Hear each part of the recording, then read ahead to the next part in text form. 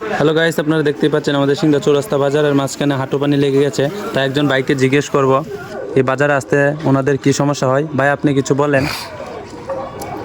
নেত্রকোনা জেলার ভিতরে বারাট্টা থানার অধীনে চৌরাস্তা বাজার, সিংদা ইউনিয়ন বলে যাকে, সিংদা ইউনিয়নের একটি বাজার আছে।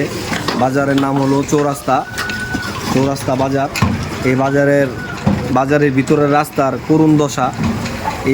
যেই করুণ দশা, যা এই এলাকাবাসী বাজার করতে পারেন না।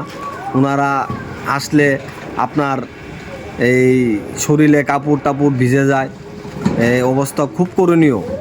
তাই আর এই রাস্তা হলো আপনার এই সুনামগঞ্জ যে উড়াল সেতু হবে, উড়াল সেতুর যে বাইপাসটা হবে, নেত্রকোনা যাবে, ঢাকা যাবে, ময়মনসিংহ যাবে, ওই রাস্তা হলো ওই চৌরাস্তা বাজার দিয়ে যাবে। কিন্তু চৌরাস্তা বাজারের অবস্থা খুব খারাপ।